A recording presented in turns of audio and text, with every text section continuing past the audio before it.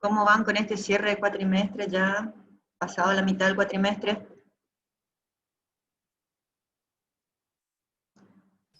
Por ahora bien. Bien, ¿cuándo termina el cuatrimestre?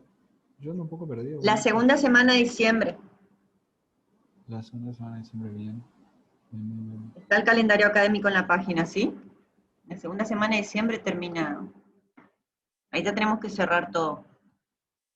Nosotros ahora lo que vamos a hacer es terminar este tema de probabilidad y vamos a hacer un parcialito, ¿sí? Hay un tema que me voy a saltear que es el de sistemas expertos basados en regla. ¿Sí? Vamos a ir directamente a redes neuronales después. ¿Sí? Así que si a alguno le interesa la temática, podemos hacer un cursito de verano o les puedo dar material extra para lo que es sistema expertos basado en reglas, ¿sí? Bueno, quedamos en la parte de eventos independientes, en donde considerábamos dos eventos que sucedían de manera mutuamente excluyente, ¿sí? Teníamos el conjunto A y el conjunto B, y lo que sucedía en un conjunto no afectaba a lo que sucedía en otro, ¿sí? Son mutuamente excluyentes. También está el caso de la figura de la derecha, en este caso, ¿sí? Que haya ocurrido el evento B ya implica que ha ocurrido el evento A, ¿sí? Porque son probabilidades conjuntas. ¿Sí? Entonces, como el conjunto de elementos B está incluido dentro del conjunto de elementos A, si ha ocurrido B, implica que ha ocurrido A. Pero hay muchos casos que si un evento ocurre, no tiene influencia en la ocurrencia del otro evento. Por ejemplo, supongamos que un dado normal se lanza 2 veces con los siguientes eventos definidos como A y B. En el primer grupo, el grupo A, el primer dado muestra un número par, y en el grupo B, el segundo dado muestra un 5 o un 6. Para que se cumpla la primera condición de estar en el primer grupo, ¿sí? El dado muestra un número par. En este caso tenemos el subconjunto de 2, 4 y 6, que son las posibilidades de números pares. En este caso podríamos hablar de una probabilidad de 3/6. Simplificando nos quedaría un tercio. Y después tenemos el grupo B, en donde la probabilidad es que salga un 5 o un 6. O sea, 2/6, simplificando nos quedaría un medio. ¿Sí? Como tenemos un dado normal que se lanza 2 veces, ¿sí? Tenemos la probabilidad del evento 1 ¿No y está la al revés probabilidad... eso? ¿Cómo? ¿No está al revés eso? ¿Cómo 3 va a estar? medios se simplifica. 3/6 se simplifica en un medio y 2/6 en un tercio.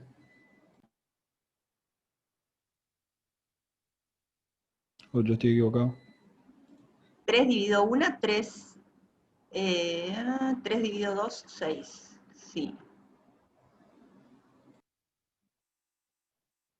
Y acá tenemos 2 por 3, 6. Exacto. Ahí está. Perfecto. Bien, ahí por lo menos están del otro lado. Si no me abandonan, me dejan sola. El chavo, ¿cuál es el chapulín colorado? Era que decía, estaba planificado, estaba planeado así. Bueno, entonces, tenemos dos eventos. Por más que estemos hablando del mismo dado, son eventos que, a pesar de todo, no influyen uno en otro, ¿sí? No son excluyentes, ¿sí? Tenemos la probabilidad de que sea un evento y la probabilidad de que sea otro evento, ¿sí? Acá tienen un tercio, ¿sí? Un medio. Dado lo que habíamos visto en la clase anterior, que no sé si se acuerdan, ¿sí? Que era lo del teorema de Bayes, que era la fórmula de Bayes, ¿sí?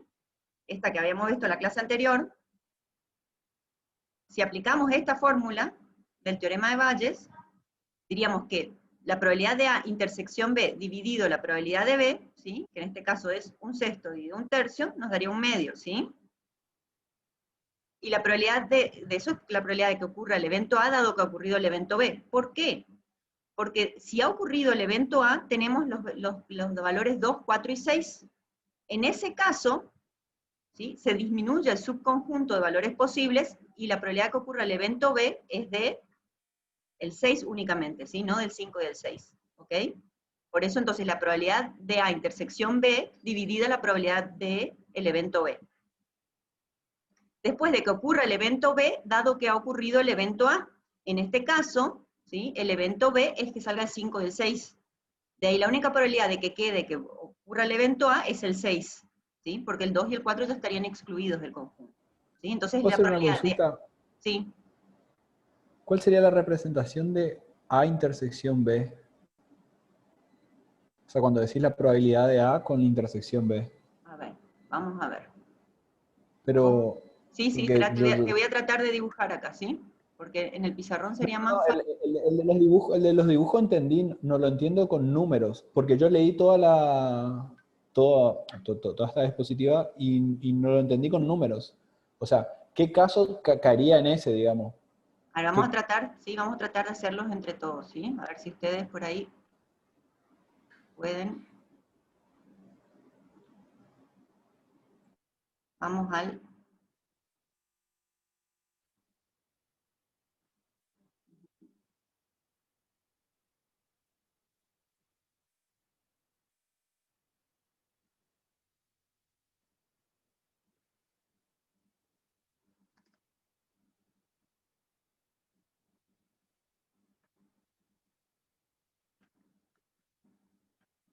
Acá tenemos todos los eventos posibles, ¿sí? El evento A, ¿sí? El evento A era que salga el 2, el 4 o el 6, ¿sí? Entonces, vos decís, Si está compartiendo la pantalla, yo no estoy viendo por lo menos. ¿ustedes no están viendo la pantalla del Paint? No, No. Bueno, a ver.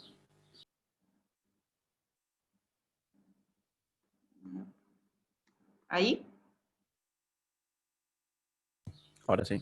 Ahora sí.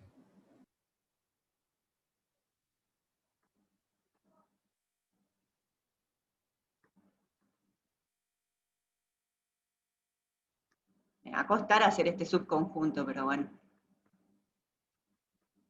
No tengo que ser maestra en Paint.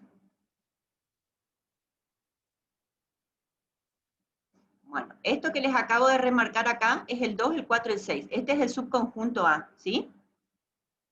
Bien. Y el subconjunto B es el 2 y el 6, ¿sí?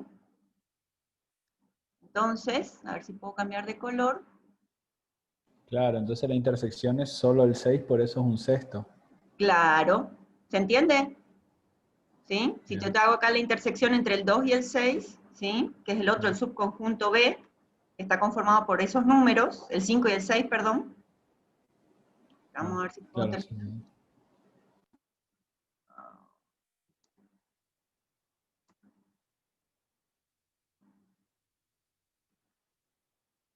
Y terminamos. Entonces ahora...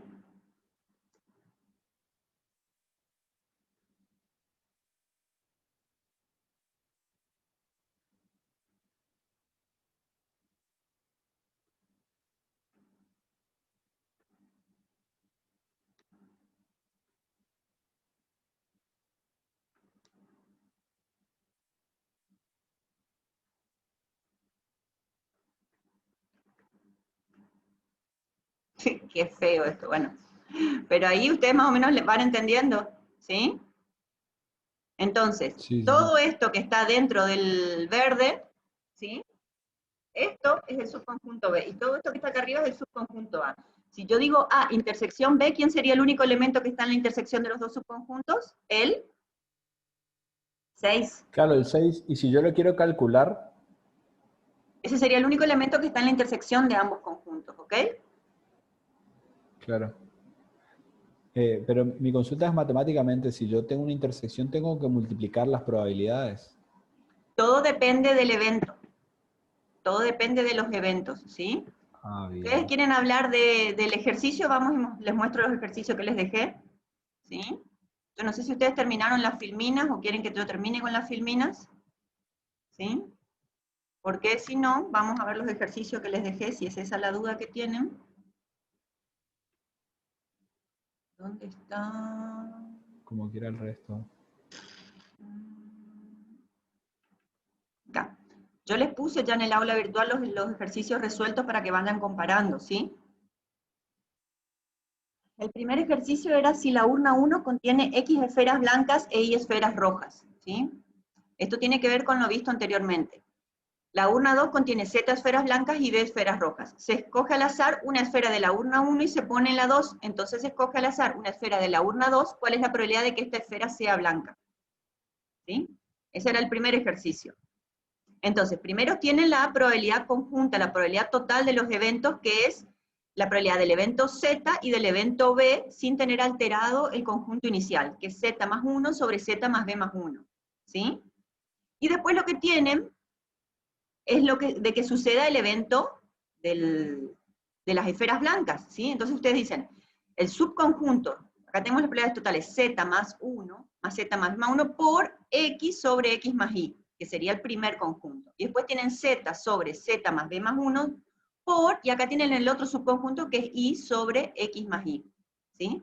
En el caso en que le pregunta acá, que dice, ¿cuál es la probabilidad de que esta esfera sea blanca? ¿Sí? La probabilidad de que la esfera blanca es que la probabilidad de esa esfera que yo saqué sea blanca, dado que la primera es blanca por la probabilidad de que la primera es blanca, más la probabilidad de que sea blanca, dado de que la primera es roja, por la probabilidad de que la primera es roja, que es esto parecido a lo que estábamos viendo recién, de los conjuntos mutuamente excluyentes.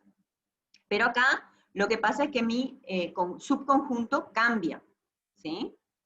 Por eso tengo que tener en cuenta cómo va cambiando el subconjunto anterior, ¿sí? Por eso es por la probabilidad de que la primera es blanca o por la probabilidad de que la primera es roja, ¿sí? Esto le puede quedar expresado como Z más 1 por X más Z más Y sobre, ¿sí? Que es todo el numerador, sobre Z más B más 1 por X más Y, ¿sí? Que es todo el denominador.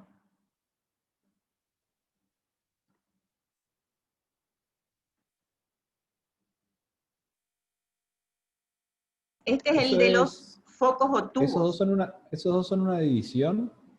¿O son porque están escritos lo mismo? ¿Son los dos? Sí, es lo mismo, ¿sí? Lo que pasa es que al pegar la fórmula queda así expresada nada más, porque es una figura, ¿sí? Pero queda así. Bien. Una caja, yo les quería dejar con la otra expresión, pero no me dan los tiempos. Ahora después le dejo simplificada la expresión. Porque no sé cómo lo hicieron, ahora me pongo a revisar los ejercicios que ustedes subieron, ¿sí? Una caja contiene 4 tubos malos o focos y 6 buenos. Se sacan 2 a la vez y se prueba uno de ellos y se encuentra que es bueno. ¿Cuál es la probabilidad de que el otro también sea bueno? Acá lo que trabajamos es sobre números, ¿sí? Sobre valores, no sobre fórmula, ¿sí? Entonces lo que les decía, la primer probabilidad de que sea bueno es de 6 sobre 10, porque tengo 6 más 4, 10, entonces la primera probabilidad de que sean buenos es de 6 sobre 10, ¿sí? Si yo estoy sacando los dos al mismo tiempo sin mirar el subconjunto, digo 6 sobre 10 por 6 sobre 10. ¿Sí? Porque no estoy mirando, no es que saco uno, miro, cambio el grupo, ¿sí? Entonces saco los dos al mismo tiempo. Entonces la probabilidad de cada uno de esos elementos es la misma. Y ahí yo hago el producto, 6 décimos por 6 décimos, ¿sí? Que sería 36 décimos simplificado en 95 o 36%. Cambia la situación si yo saco el primero, miro, y una vez que miro qué salió, saco el segundo. Por eso les dejé acá. Pero si el primero que sacaste era bueno, te dio 6 sobre 10, ¿sí? Ya el segundo va a cambiar su probabilidad, queda 5 novenos. Entonces esto es la probabilidad, ¿sí? De que ocurra el evento B en este caso, que es que sea bueno, pero dado que ha ocurrido de que el primero también era bueno. Entonces cambia la probabilidad del segundo evento, ¿ven? Por eso te digo, depende del evento. Si yo saco los dos a la vez, multiplico. Es 6 décimos por 6 décimos.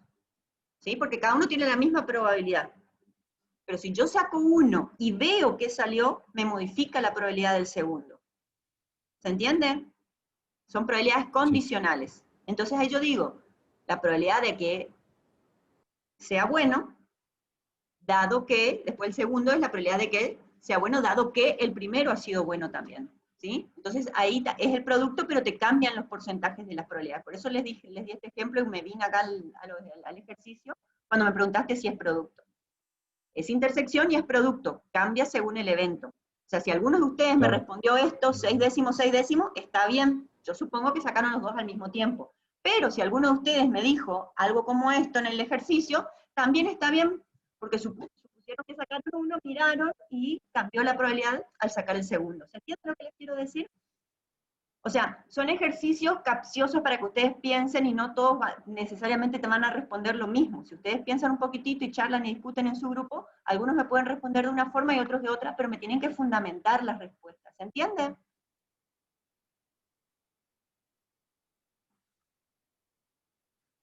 ¿Está? Entonces, a la pregunta de qué es el producto de las dos probabilidades, sí.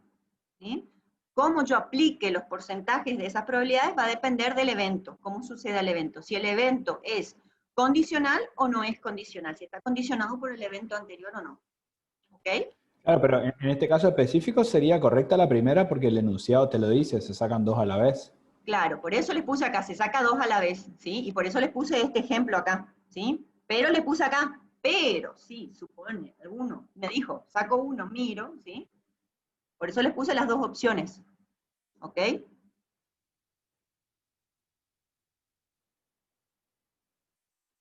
Ujú. Sí, acá les puse, sacan dos a la vez, o sea, dos al mismo tiempo, sería este caso. Pero, si ustedes suponen un evento condicionado, tendría que ser esta la respuesta, ¿ok? No sé si quieren que siga con los ejercicios o volvemos a la filmina.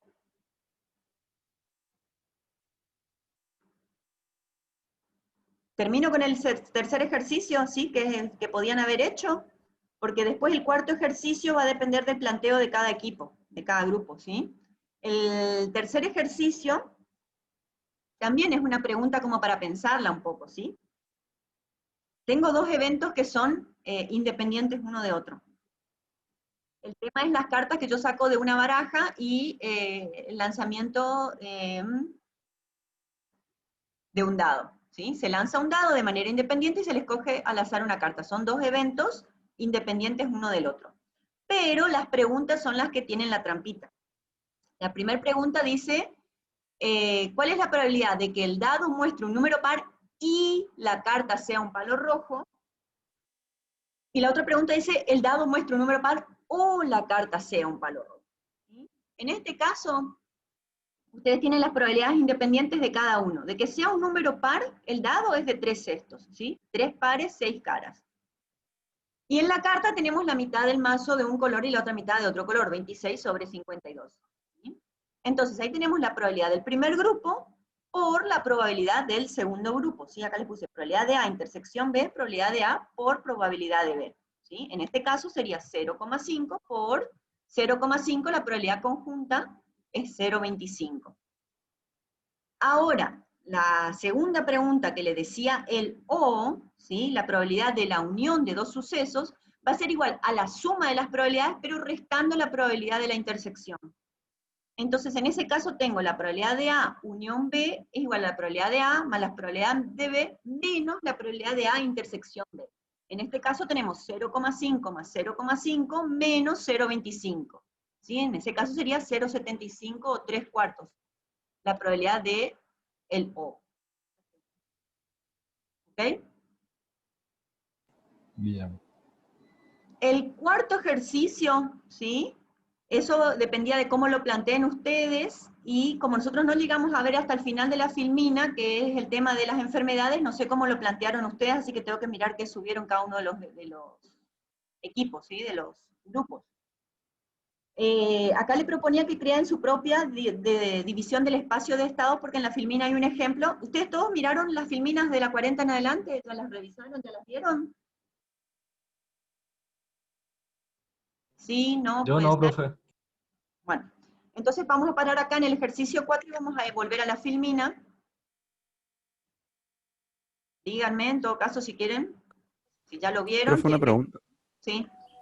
¿Todavía se puede entrar a este trabajo? Nosotros nos quedó el 4 nomás para Sí, no realizar. hay problema, era sabido que el 4 les iba a quedar porque no terminamos de ver todas las... Por eso yo les puse en el grupo, si después tenemos que correr la fecha, no hay problema, se corre, ¿sí?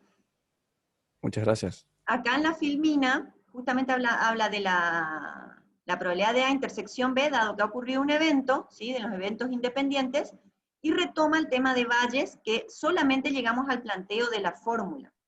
Está interesante esta parte. ¿Ustedes están viendo el PowerPoint? Sí, sí se ve. Bien. Acá acá le da el ejemplo de un centro asistencial, ¿sí? En donde se estudian las enfermedades. Es muy común trabajar con sistemas expertos probabilísticos cuando se tiene un gran volumen de datos estadísticos específicos, porque el evento se adapta a la realidad propia de ese entorno. Entonces yo tengo, obviamente que las estadísticas de un centro asistencial no van a ser las mismas que el otro, eso lo vamos a ver después más adelante. Entonces, el estudio se basa en las probabilidades de ese centro asistencial. Entonces se podría decir que está adaptado a las características propias del medio. Entonces una vez que yo tengo un volumen grande de datos, yo puedo trabajar con sistemas probabilísticos. Se adapta mucho a las enfermedades porque me da manejo de incertidumbre. Cuando trabajo con otros tipos de sistemas, como por ejemplo los sistemas expertos basados en reglas, cuando hablamos de árboles de decisiones, por ejemplo, simplemente tengo un sí o un no como respuesta, ¿sí? Lo mismo que en las búsquedas. En las búsquedas nos manejábamos con grafos y terminábamos teniendo un sí o un no, o sea, no teníamos opción a la incertidumbre. Entonces, cuando nosotros hablamos de algo tan delicado como las enfermedades, nosotros no tenemos total garantía de dar un determinado diagnóstico. Siempre hablamos de porcentajes de probabilidad. Por eso es tan importante trabajar con este tipo de sistemas cuando es algo muy sensible el tema de la incertidumbre o de la probabilidad. Entonces yo le puedo decir, mira, está la probabilidad de que tenga esta enfermedad porque tiene estas características, ¿sí? O estos síntomas, ¿sí? Como lo muestra acá el ejemplo.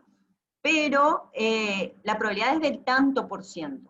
Ahora, si por ejemplo me presenta esta otra característica, la probabilidad aumenta en tanto por ciento. Entonces por ahí el médico puede decir, vamos a hacerle este estudio, a ver si tiene esta otra característica. Entonces yo me acerco más a la probabilidad de decirle tenés cáncer, por ejemplo, o un determinado diagnóstico que por ahí es muy sensible, ¿no? Esas son las situaciones en las que se utilizan este tipo de sistemas.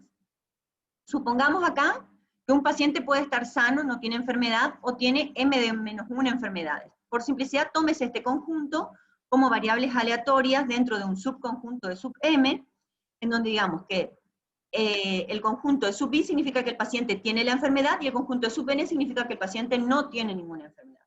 Supónganse también que tenemos un conjunto de síntomas, desde S sub 1 hasta S sub K. Conviene hacer los siguientes comentarios acerca de esta fórmula. Teniendo en cuenta, ¿sí?, el teorema de Bayes, se dice que la probabilidad de B sub I, dado que se ha dado el subconjunto A, va a ser igual a la probabilidad de A por B sub I por la probabilidad de B sub I sobre, y ahí tenemos todo el subconjunto de probabilidades de que sí tenga la enfermedad. Traducido esto de Bayes al tema de enfermedades y síntomas, se diría que la probabilidad de que tenga una enfermedad, dado que se han dado un conjunto de síntomas, es la probabilidad de que tenga la enfermedad por la probabilidad de que tenga los síntomas, dado que tiene la enfermedad, sobre la sumatoria de todas las situaciones en donde tiene la enfermedad, dado que se han dado esos síntomas, siendo que tiene la enfermedad, ¿sí? Este es el subconjunto completo de todos los síntomas y todas las enfermedades, y este es el conjunto particular de que tenga la enfermedad, dado que se identificaron algunos subconjuntos de síntomas. Entonces, la probabilidad de la enfermedad se llama probabilidad marginal o a priori. ¿Qué es la probabilidad marginal o a priori? Cuando ustedes tienen los datos históricos de un centro estadístico, ¿sí?, ustedes ya tienen de antemano, antes de que venga un paciente, antes de que un paciente ingrese por la puerta, ustedes tienen de antemano ya la probabilidad de que venga un paciente con una determinada enfermedad, o de que venga un paciente con un determinado conjunto de síntomas. Esa es la probabilidad a priori o marginal. Es la probabilidad que se tiene dado el conjunto, o las características del conjunto de datos que tenemos, antes de ocultar o de ver o de observar, incluso antes de que ingrese un enfermo, ¿sí? Entonces, ustedes ya saben que, por ejemplo, este determinado centro asistencial tiene muchos casos de tratamiento de, no sé, úlceras. Entonces, bueno, tenemos una alta probabilidad de que el primer enfermo que aparezca se aparezca con úlcera. ¿Por qué? Porque es la probabilidad marginal o a priori propia del centro asistencial. ¿Sí? Esa es la probabilidad marginal o a priori, es la probabilidad de la enfermedad o de que suceda la enfermedad. La probabilidad de que tenga la enfermedad, dado que se presentan un determinado conjunto de síntomas, se conocen como las verosimilitudes. Ya tenemos que tener datos propios de que un paciente presente esa enfermedad y además presente un conjunto de síntomas específicos. Eso no lo voy a poder aplicar a cualquier paciente, sino a un paciente que presente esos síntomas. Esas son las verosimilitudes. Por ello se puede utilizar el teorema de Bayes para actualizar las probabilidades a posteriori usando ambas, las probabilidades a priori y las verosimilitudes. Esta probabilidad a posteriori es la que le voy a aplicar al enfermo una vez que él entra, yo le hago una ocultación, lo revise y tenga más datos como para poder dar algún tipo de diagnóstico. Esa es la probabilidad a posteriori, ¿sí? En donde yo uso las probabilidades a priori y uso las verosimilitudes para poder dar una probabilidad a posteriori. Tenemos un ejemplo acá de una enfermedad que es el adenocarcinoma gástrico. Tenemos un centro médico con una base de datos de 1000 pacientes y las historias clínicas de todos estos pacientes. La gráfica se observa de esta manera, ¿sí? Tenemos los pacientes que presentan el síntoma de dolor, los pacientes que presentan el síntoma de pérdida de peso, los pacientes que presentan el síntoma de vómito, y después tenemos todos los que tienen la enfermedad y todos los que no tienen la enfermedad, ¿sí? Entonces, tenemos 700 de los 1000 pacientes que están en la base de datos que sí padecen la enfermedad, que son todos los que están en el conjunto blanco o en el conjunto externo. Los síntomas entonces son dolor, pérdida de peso y vómito. Cada que llega un paciente, las probabilidades de que él presente la enfermedad son del 70%. Esa es la probabilidad inicial o a priori. Es la probabilidad propia del centro asistencial, ya que se calcula entonces con esa información de la base de datos inicial del centro asistencial. Cuando yo todavía no sé nada con respecto al paciente en particular. Pueden hacerse otras afirmaciones. Las otras probabilidades a priori que puedo sacar son, por ejemplo, que 440 de 1000 pacientes tienen el síntoma de vómito, ¿sí? Entonces, la probabilidad de que tenga el síntoma de vómito es la cardinalidad, o sea, la cantidad de pacientes que presentan eso dividido la cantidad de pacientes. O sea, 44% es una probabilidad a priori de que presente el síntoma de vómito, ¿sí? Y así, como, obviamente, con cada uno de los síntomas. Incluso con la probabilidad de que no tenga la enfermedad, ¿sí? Que sería la negación de que tenga la enfermedad, ¿sí? 1 menos 70. De ahí aparecen luego las verosimilitudes. Las verosimilitudes es, por ejemplo, que el 50% de los pacientes que tienen la enfermedad vomitan. ¿Por qué? Porque tengo la probabilidad de que aquellos que tienen el síntoma de vómito y que tienen la enfermedad dividido la cantidad de los que tienen la enfermedad. Si yo me voy al cuadro, miro, ¿sí? Y es la cantidad que tiene el síntoma de vómito, que son este subconjunto blanco que está acá, dividido el total que tienen la enfermedad, ¿sí? O sea, son estos 350 dividido el total de 700. 352, 750. Esa es una verosimilitud, porque yo ya estoy adosando a la enfermedad la posibilidad de que se dé un determinado síntoma. Otra verosimilitud sería que solo el 30% de los que no tienen la enfermedad vomitan, ¿sí? Que es la probabilidad de aquellos que sí tienen el síntoma de vómito, son estos que están acá, pero que no tienen la enfermedad, ¿sí? Es esto, acá, la probabilidad de que tengan el síntoma, pero que no tengan la enfermedad, dividido la cantidad total de que no padecen la enfermedad, ¿sí? Que es este subconjunto que está acá, azul, ¿sí? Dividido el total que no tiene la enfermedad, que es todo esto que está acá, ¿sí? Y acá hay otros tipos de verosimilitudes, ¿sí? 45 de los pacientes que tienen la enfermedad vomitan y pierden peso. Acá se están dando dos síntomas, dado que tiene la enfermedad dividido la cantidad que tiene la enfermedad. Y solo el 12% de los que no tienen la enfermedad vomitan y pierden peso, ¿sí? O sea, cuando sean los dos síntomas y no tienen la enfermedad. Todas estas son probabilidades a priori y verosimilitudes que puedo calcular a partir del conjunto de datos. Puesto que decir con una probabilidad del 70% de que el paciente padece la enfermedad, conlleva también a un 30% de probabilidad de equivocarse, ¿sí? O sea, ustedes dicen, bueno, 70% más del 50%, estoy más por el lado del que sí que no, pero cuando hablamos de cosas sensibles, por ahí errarle un 30%, o sea, verle del otro lado, ¿sí? La posibilidad de errarle el 30% es algo grave. Entonces, para tener un diagnóstico más certero, es conveniente avanzar con respecto a los síntomas. Si tengo acceso en este caso al enfermo, verificar la presencia de los síntomas. Entonces se hace una revisión y se verifica que el paciente efectivamente presenta 2 de los 3 síntomas. Tiene vómito y tiene pérdida de peso. Entonces ahora con esta nueva evidencia, ¿cómo cambian las probabilidades? ¿Cuál es la probabilidad de que el paciente tenga realmente la enfermedad? Entonces, tengo la probabilidad a posteriori, que es la que voy a calcular, y puedo obtenerse a través de esa probabilidad a priori y de las verosimilitudes. Entonces, tras observar que él tiene vómito y pérdida de peso, lo que hago es sacar cuál es la probabilidad de que tenga la enfermedad, dado que se presentan los dos síntomas, de vómito y de pérdida de peso, ¿sí? Entonces, la probabilidad de que tenga la enfermedad por la probabilidad de que tenga vómito y pérdida de peso, dado que tiene la enfermedad, y acá tengo todo el subconjunto, o sea, quienes presentan la enfermedad y tienen los dos síntomas, más quienes tienen los dos síntomas y no presentan la enfermedad. Entonces tengo en el divisor la suma de todo el conjunto, de aquellos que tienen los síntomas, tanto los que tienen la enfermedad como los que no tienen la enfermedad. Una vez realizado el cálculo, tengo la probabilidad a posteriori. Esta probabilidad me indica que hay un 90% de probabilidad de que esta persona tenga la enfermedad. Nótese cómo la probabilidad al principio a priori era de 0,7. Luego de saber que tenía el síntoma de vómito pasó a 0,795 y luego de saber que además tenía pérdida de peso pasó a 0,9.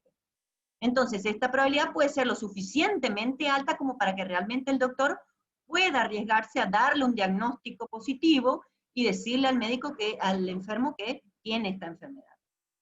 Pero debe darse cuenta que las relaciones entre las enfermedades y los síntomas no siempre son perfectas. O sea, al tomar una decisión en un ambiente en donde existe la incertidumbre, siempre tenemos un porcentaje de opción de que nos podamos equivocar. ¿Sí? Bueno, y acá estaban los ejercicios que les dejé en el aula virtual y que ustedes tuvieron que hacer, ¿sí? Y acá es donde aparece el ejercicio 4, ¿sí? Donde le pedía que armen una subdivisión del espacio-estado. ¿Vieron cómo teníamos el centro asistencial con las personas que tenían el adenocarcinoma gástrico y las tres características o síntomas? Yo acá les di otros dos ejemplos de dónde se podría aplicar. Por ejemplo, si estamos hablando de personas que van a un casino, ¿sí? Y en vez de hablar de síntomas, hablamos de los juegos disponibles que pueden jugar, que son ruleta, tragamonedas y cartas. Y ahí tenemos el grupo que gana y el grupo que pierde dinero. Entonces decimos, dentro del grupo que gana, cuántos jugaron a cada uno de los juegos, y dentro del grupo que pierde, cuántos jugaron a cada uno de los juegos. Ese sería un ejemplo de distribución de un espacio muestral, similar al que vimos recién de enfermedades y síntomas, pero en un ambiente totalmente diferente. Después le di otro ejemplo, espacio muestral de los ingresantes a una carrera universitaria, en donde la partición del espacio muestral de alumnos que tuvieron en promedio menor a 6 en la secundaria, por ejemplo, podría ser un síntoma, ingresantes cuyo ingreso promedio mensual sea menor a 800 pesos, otro síntoma, y un tercer síntoma, dado que los reincidentes, personas que abandonaron y volvieron a retomar el estudio, o sea, reingresantes, sería tu tercer síntoma. Entonces tendría los tres síntomas, y ahí tendría los chicos que entran nuevamente a la carrera, y podría poner el grupo que pasa el primer año y los grupos que no pasan el primer año, o que dejan y que, o sea, que continúan con la carrera o que abandonan la carrera, por ejemplo. ¿Se entiende? ¿Sí? No sé a ustedes qué ejemplo se les ocurrió, ¿quieren comentar? ¿Ya se me durmieron? Yo no pensé en ningún ejemplo todavía. No, posta. Que pensando en qué aplicar y si tenía que buscar datos, más que nada. Claro. O sea, Yo sí. lo que les quería recalcar con estos ejercicios, porque ustedes ven que yo les muestro la teoría, les muestro la matemática detrás de la teoría, les muestro un ejemplo de aplicación y después es como que busco disparar los ejemplos para que ustedes vean en qué otros casos se pueden aplicar. Por ejemplo, en el caso cuando vimos búsqueda, que vimos los diferentes tipos de búsqueda, aplicamos sobre este mapa y cómo buscar sobre un mapa, pero después les mostré el ejemplo de la jarra, les mostré el ejemplo, ¿sí?, de los sapitos que saltan, para que ustedes trabajen y vean cómo la búsqueda se puede aplicar también a diferentes ambientes, ¿sí? Lo mismo en este caso de la probabilidad bayesiana. ¿Sí? El ejemplo está basado en un centro asistencial, pero es interesante que ustedes por ahí abran la cabeza y piensen en qué otras situaciones se pueden dar estos ejemplos, ¿sí? No sé, ¿quieren compartir alguno? ¿Quieren comentar si se le ocurrió algún ejemplo?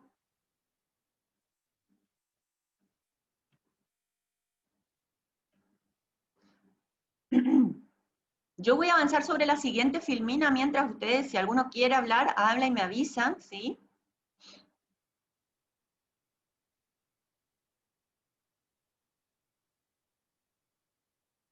Cuando hablamos de modelos probabilísticos, podemos hablar de modelos de síntomas dependientes o modelos de síntomas independientes. Yo las habilité todo eso hoy en el aula virtual, ¿sí? Como para que ustedes vayan viendo el material. Tenemos nuevamente el mismo centro asistencial con las enfermedades y los 3 síntomas. Y les dejo para que ustedes piensen, si a alguno se le ocurre un ejemplo y quiere comentar, comenta, y lo discutimos, no hay problema, ¿sí? Acá les muestro ejemplos de sistemas expertos basados en probabilidad, en donde, por ejemplo, yo puedo tener gripe, artritis, adenocarcinoma, neumonía, tuberculosis, ¿sí? Y tengo diferentes enfermedades y tengo la intersección de los síntomas sobre todo este subconjunto de enfermedades, ¿sí? Y de repente cada uno de los pacientes va a estar dentro de un subgrupo, representa a un paciente que tiene esa enfermedad, dado que presenta los 3 síntomas, ¿sí? En este ítem en particular. Esto acá es repaso. Bueno. Lo que vamos a hablar hoy son de estos modelos, de modelos síntomas dependientes e independientes, ¿sí? Una leve variante y cómo cambia la estadística con respecto a un centro asistencial y el otro, ¿sí? Si quieren hablar o darle algún ejemplo, hablen, no hay problema, ¿sí? No sé si alzan la mano acá, si se ve si alzan la mano o hablen, ¿sí? Bueno, entonces tenemos los sistemas expertos basados en probabilidad, los cuales sí o sí tengo que tener un gran conjunto de datos para poder tener estos cálculos que son muy importantes para poder avanzar sobre cualquier tipo de estadística, ¿sí? Y lo que tenemos que poder calcular y lo que se va a guardar en la base de datos es las probabilidades a priori y las verosimilitudes. Eso básicamente es lo que se guarda en una base de datos bayesiana o estadística, los valores de las probabilidades. Así como en la búsqueda, ustedes tenían los diferentes, la estructura como yo imagino que puedo guardarla, lo puedo guardar en una estructura de diseño orientado a objetos o en una estructura de grafo, tranquilamente para poder avanzar con una búsqueda. Cuando trabajamos con probabilidades, lo que ustedes van a tener guardados no es el conjunto completo de datos, lo que ustedes van a tener es las probabilidades para hacer los cálculos. O sea, cuando ustedes disparen su sistema probabilístico, no van a ir sobre todo el conjunto histórico de datos a hacer cálculos, van a trabajar simplemente sobre esas probabilidades a priori y verosimilitudes que van a estar como en una RAM intermedia, ¿sí? Van a estar en una base de datos intermedia y que esa va a ser la que va a nutrir el sistema experto probabilístico. Lo que ustedes pueden hacer cada tanto, si el centro asistencial les brinda nuevos datos, es recalcular esas probabilidades a priori o verosimilitudes en base a la actualización de datos históricos. Pero eso generalmente cuando son muchos datos lleva tiempo, ¿sí? Entonces tengo un tiempo muy importante de proceso para recalcular. Entonces el sistema experto probabilístico va a trabajar sobre una base de datos específica donde están ya calculadas previamente las probabilidades a priori y las verosimilitudes, ¿sí? Bueno, entonces las probabilidades asociadas a la enfermedad pueden ser estimadas en base a las cardinalidades propias que tenga y que me van a generar mis probabilidades, ¿sí? Por ejemplo, que la enfermedad esté presente o que la enfermedad esté ausente, dado la cantidad de casos que se presentan de cada uno de ellos. Dado que un paciente presenta un subconjunto K de síntomas, tendremos la probabilidad de cada uno de los síntomas. ¿Cuál es la enfermedad que tiene el paciente con mayor probabilidad? Son preguntas que podemos llegar a responder. Por ello, el problema consiste en calcular las probabilidades de que el paciente tenga una enfermedad, dado que se presentan un conjunto de síntomas. Se puede pensar en este como un problema de clasificación generalizado. Un paciente puede ser clasificado en uno o más grupos de enfermedades, por ejemplo, se puede obtener la probabilidad que se muestra en la tabla. ¿Sí? En este caso les da el ejemplo en donde yo tengo los casos de todas las enfermedades, es sub 1, sub 2, es sub 3, es sub 4, es sub 5, es sub 6, ¿sí? Y acá tengo las probabilidades de la enfermedad dado el conjunto de síntomas. Si yo pregunto cuál es la probabilidad ¿sí? de que tengan más una enfermedad, entonces la probabilidad de que se dé la enfermedad es sub 3, es la que tiene mayor probabilidad, ¿sí? Es la de 0,8. Y dentro del conjunto de enfermedades, la que tiene menos probabilidad de la enfermedad es sub 5, ¿sí? En términos generales. Los sistemas expertos pueden contar o calcular las frecuencias absolutas y relativas de cualquier subconjunto de variables a partir de esta base de datos. Estas frecuencias se pueden utilizar para calcular, por ejemplo, las probabilidades condicionales aplicando esta conocida fórmula que estuvimos viendo anteriormente. Por ejemplo, dada la base de datos con 10 pacientes, ¿sí? Acá tenemos una base de datos pequeña para ver el ejemplo, de 10 pacientes. Se puede calcular las frecuencias asociadas a cualquier combinación de valores y síntomas y enfermedades sin más que contar el número de casos en la base de datos que coinciden con la evidencia. Entonces yo tengo, el paciente 1 tiene la enfermedad 5 y presenta los 3 síntomas, el síntoma 1, el síntoma 2 y el síntoma 3.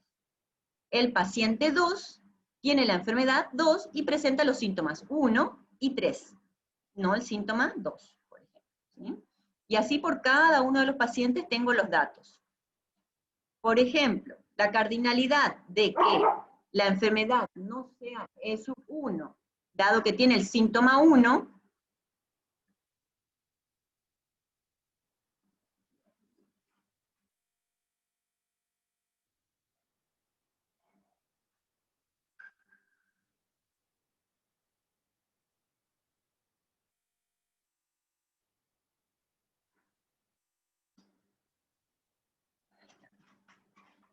bueno, entonces la cardinalidad de que no tenga la enfermedad E1, dado que tiene el síntoma 1, ¿cuál sería? A ver, si ustedes miran acá en la tabla, ¿cuántas de las personas que tienen la enfermedad E1, que no tienen la enfermedad E1, tienen el síntoma 1? Que no tienen la enfermedad E1, tienen el síntoma 1.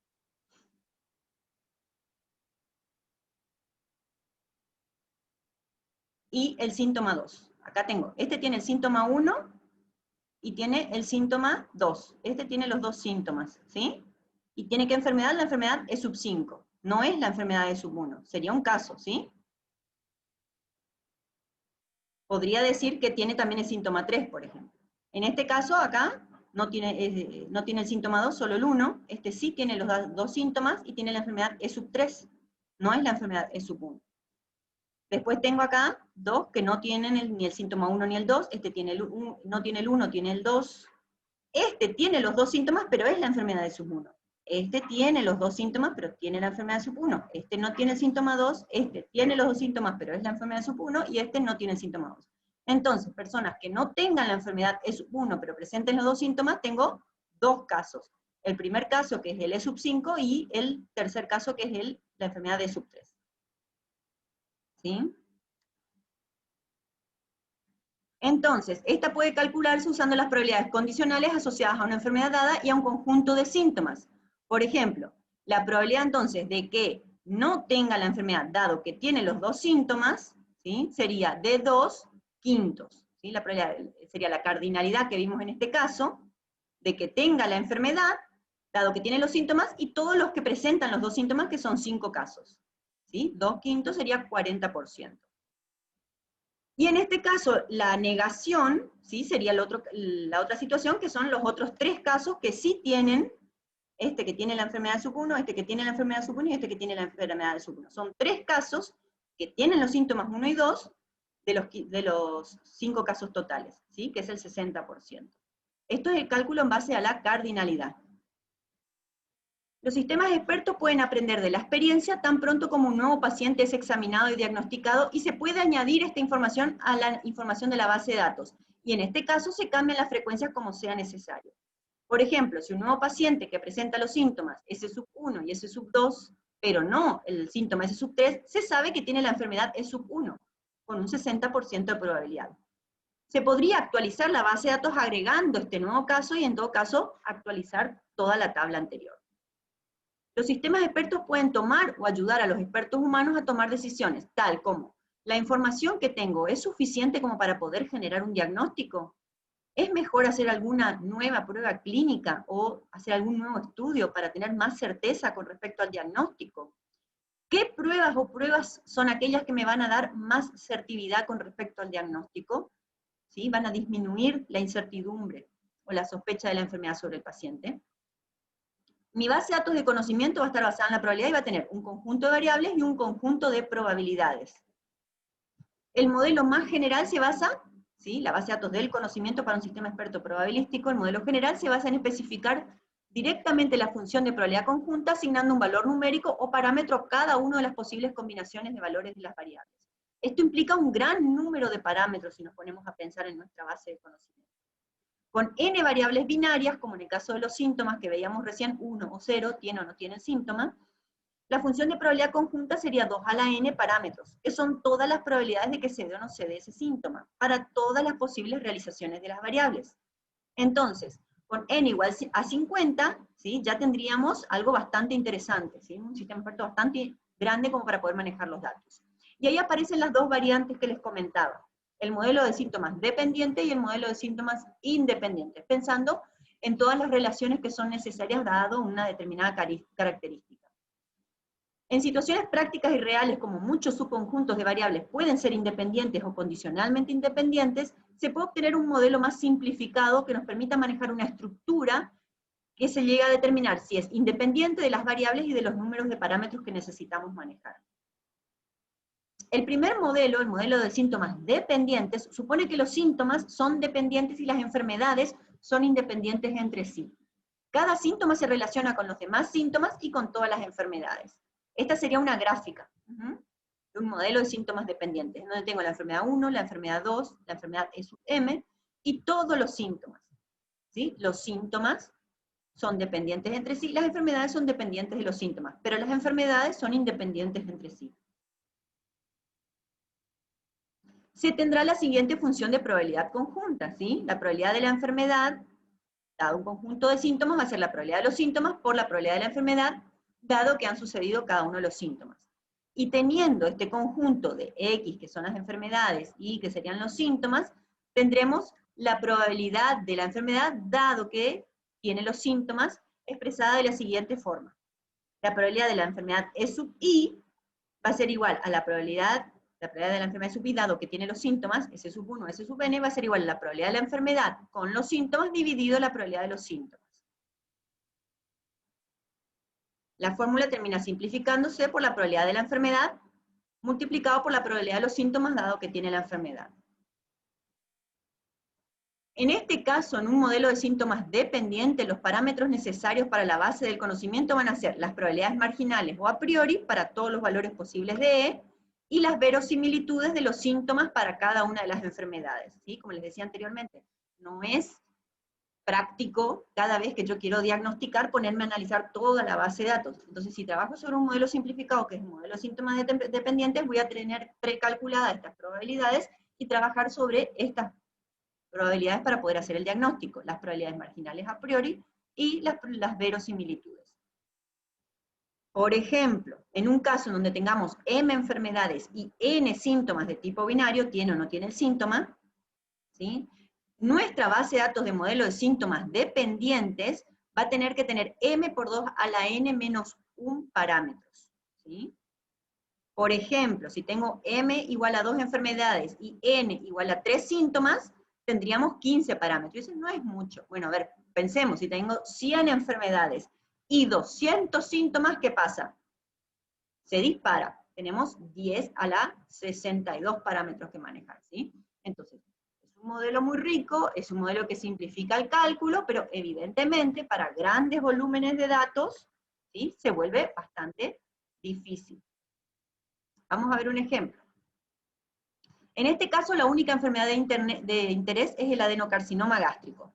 Por ello, la variable E toma dos posibles valores. Tiene o no tiene la enfermedad. G cuando un paciente tiene la enfermedad y no G cuando un paciente no tiene el adenocarcinoma. Y tenemos los 3 síntomas binarios, ¿sí? Que era la pérdida de peso, el vómito y el dolor.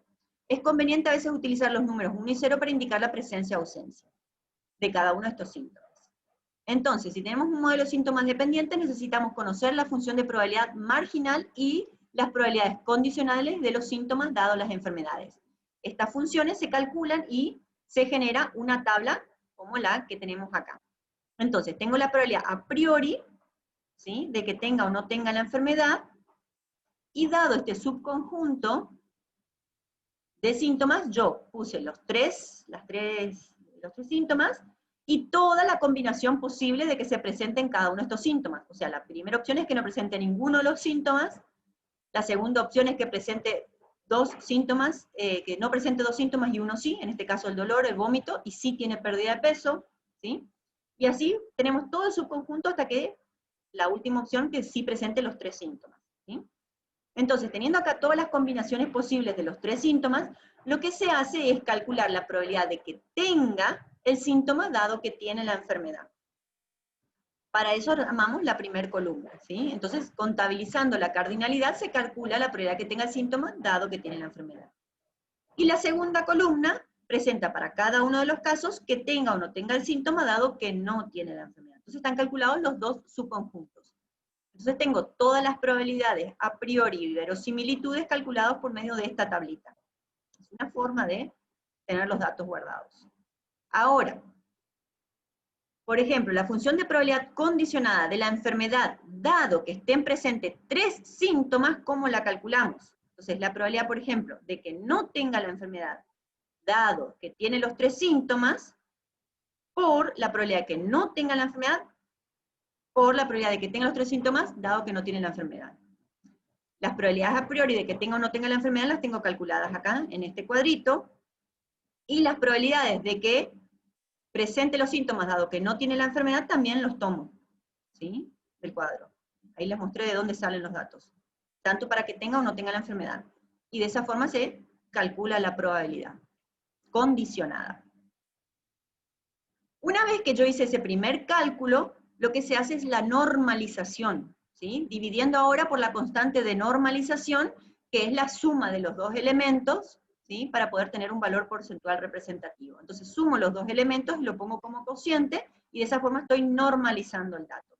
Como ven acá, la probabilidad de que presente los 3 síntomas y no tenga la enfermedad es mucho menor a la probabilidad de que presente los 3 síntomas y sí tenga la enfermedad.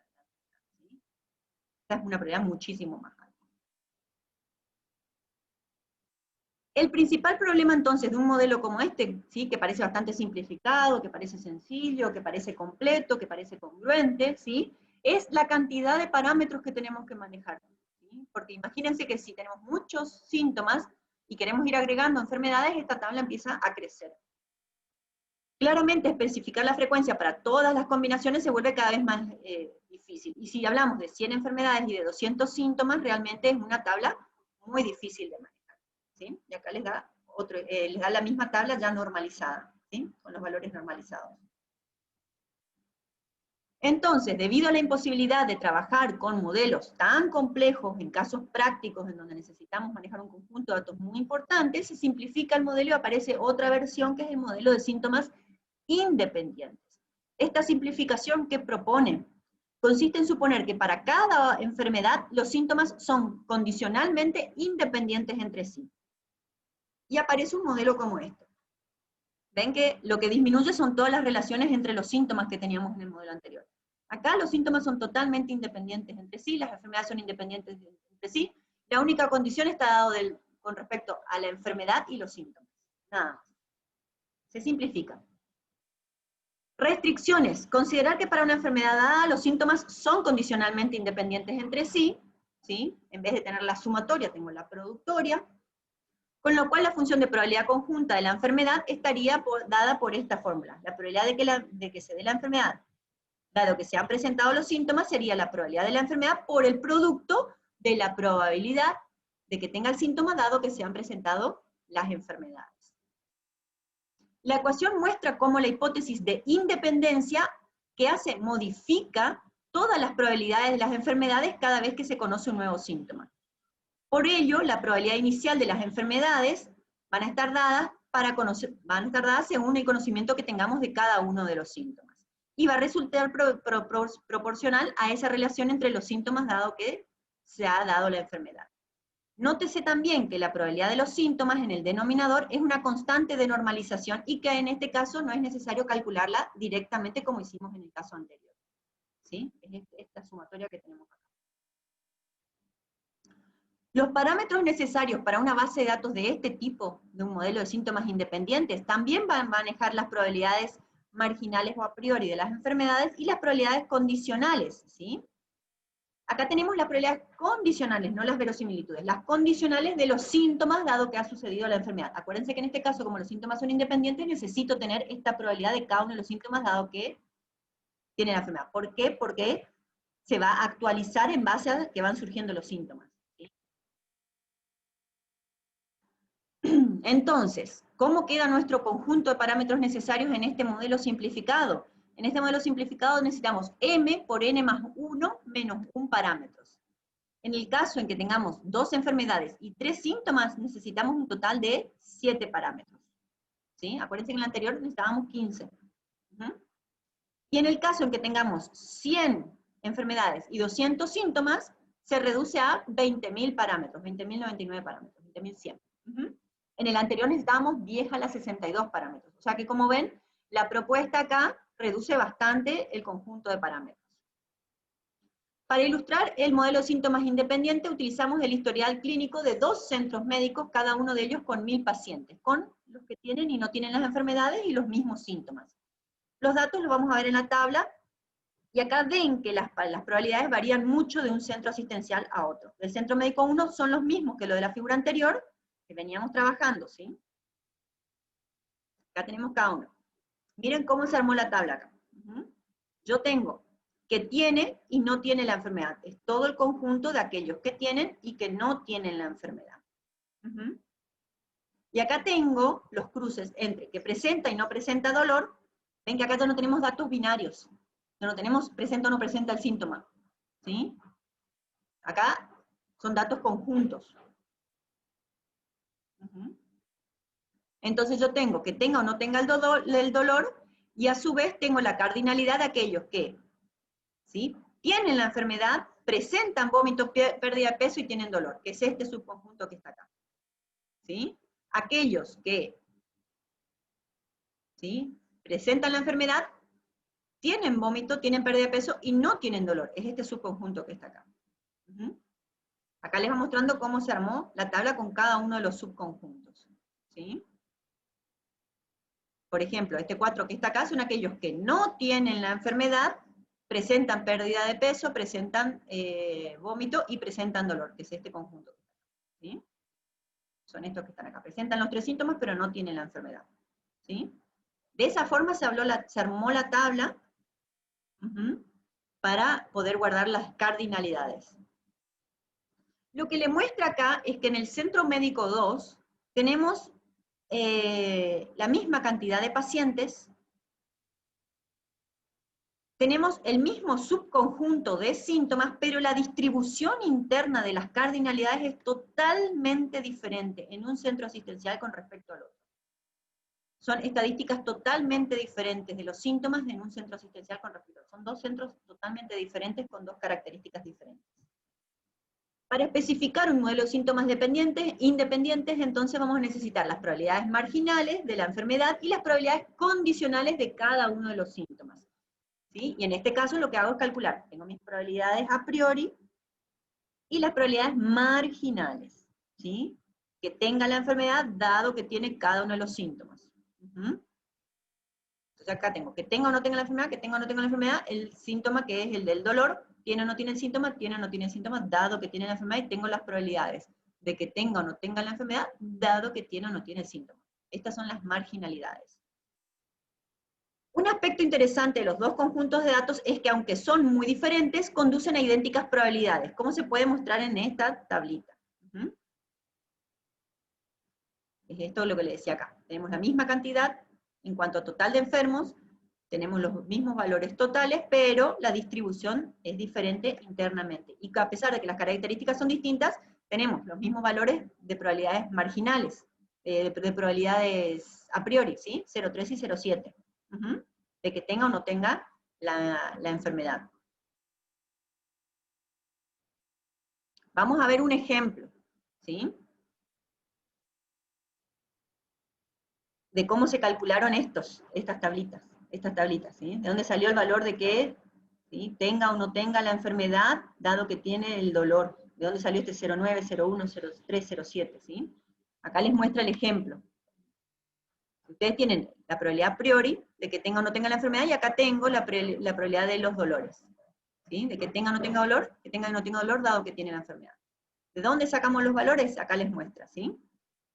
El valor de que tenga dolor, dado que no tiene la enfermedad,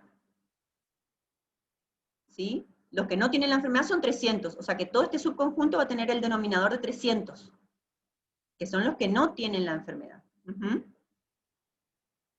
Y ahí veo el subconjunto que presentan y que no presentan el síntoma, que tienen y que no tienen dolor, ¿sí?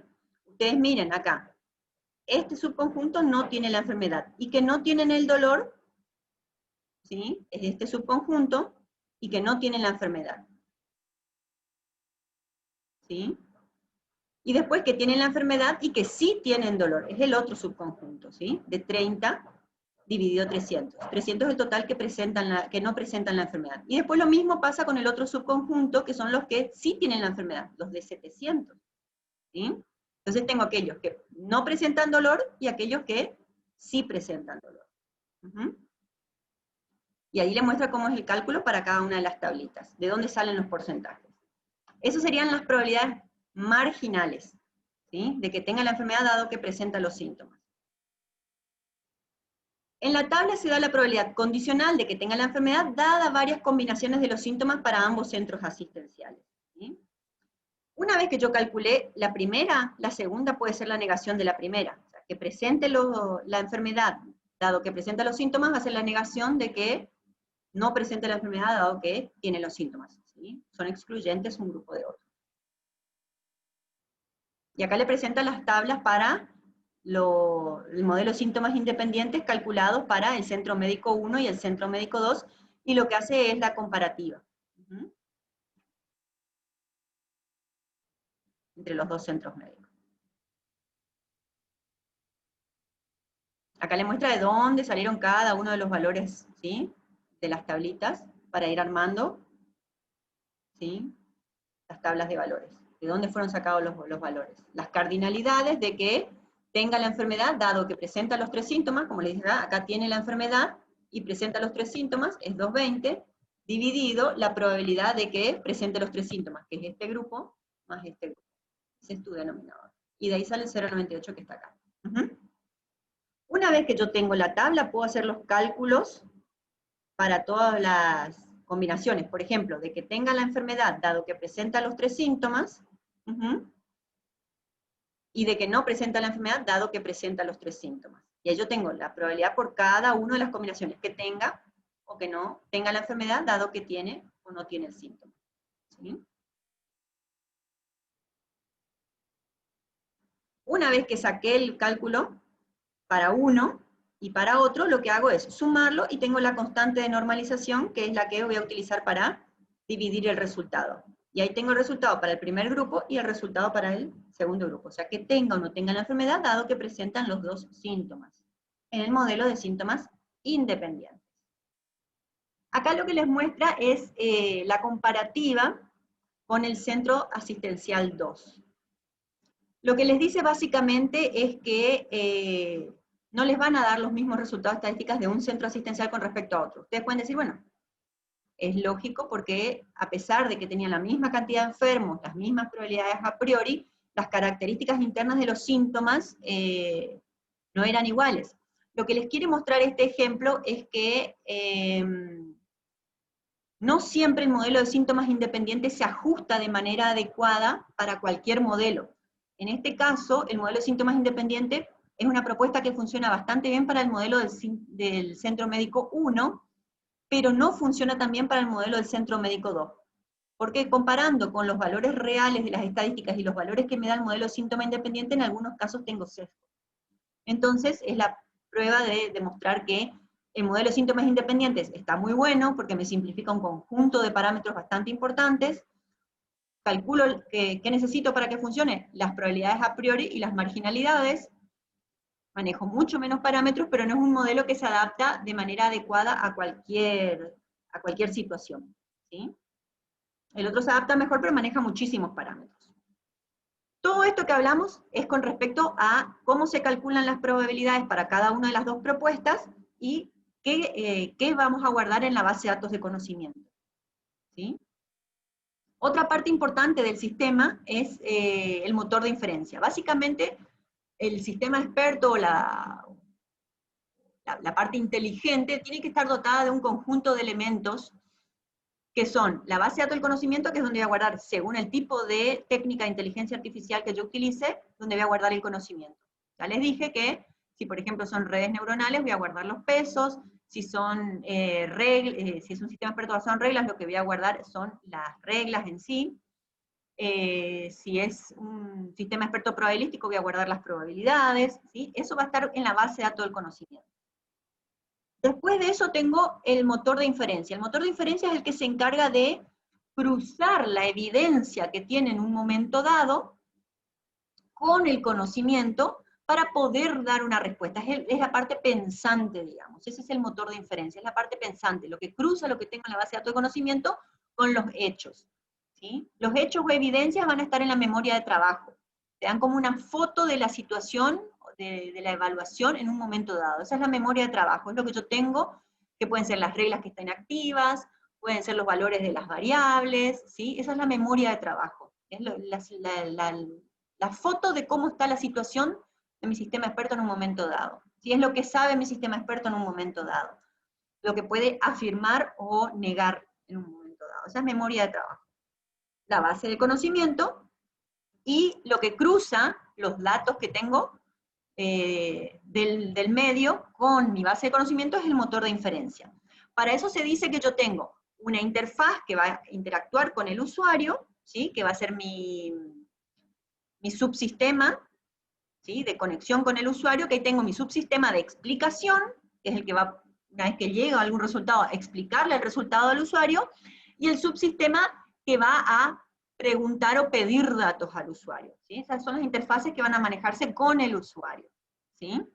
Entonces el sistema donde yo voy a proveerme de datos, y el subsistema de explicación, que es el que va a traducir eso que yo tengo en algo entendible por mi usuario, ¿sí? Esas son las interfaces que van a trabajar con el usuario. En el medio, yo puedo tener también separado lo que es la interfaz del que va a trabajar con mi experto del conocimiento y mi usuario, porque una cosa es el usuario final, el usuario que va a usar el sistema experto, y otra cosa es el experto que me va a ayudar a entrenar a mi sistema experto.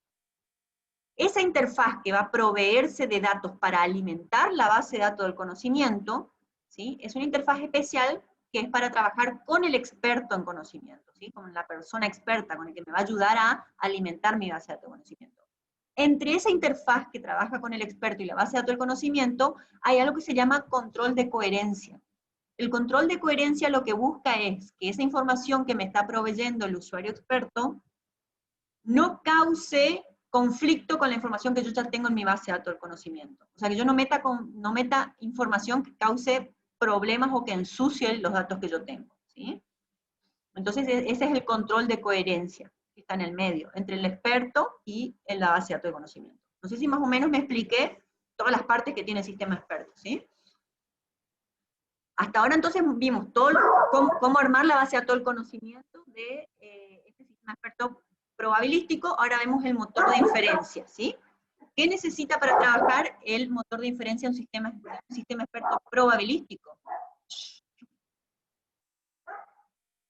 Conocimientos, variables y el conjunto de probabilidades asociadas, ¿sí? Todo este tipo de conocimiento que guardamos en la base de datos de conocimiento, y los datos o evidencia, como les dije, la información real que tiene en un momento dado y que le va a proveer el usuario del sistema, ¿sí? Una vez que el usuario le provee sistemas y datos al sistema, y estos datos entran en la memoria de trabajo, se activa todo el motor de inferencia. Eso puede desencadenar cálculos y actualizaciones constantes, que pueden formar bucles de actualización en la memoria de trabajo, hasta que esa actualización para. Y ahí queda un resultado en un momento dado. ¿Ese resultado qué puede decir? Puede decir, tengo la información suficiente como para darle un resultado al usuario, o lo que el usuario me dio no es suficiente como para darle una respuesta, y lo que voy a hacer es pedirle más información al usuario. Esa es la otra opción. ¿Se entiende? Entonces, la memoria de trabajo va a ser proveída por información del usuario del sistema experto. Eso va a desencadenar un conjunto de cálculos entre el motor de inferencia, la memoria de trabajo y la base de datos de conocimiento. Eso va a ir actualizando la base de conocimiento en un bucle, ¿sí? A medida que él va actualizando los valores de las variables, si esos valores de las variables le permiten recalcular estadísticas nuevas, lo va a volver a hacer hasta que no pueda hacer ningún cálculo más. Cuando para la actualización de la memoria de trabajo, el sistema experto tiene que decir, esto que logré como resultado, ¿es suficiente para darle una respuesta a mi usuario? Entonces me voy al subsistema de explicación. Si esto que logré no es suficiente como para darle una respuesta al usuario y necesito más información para poder avanzar, me voy al sistema de interacción con el usuario y le voy a pedir información. Le voy a pedir lo que me hace falta, ¿sí? Esto es muy común que suceda.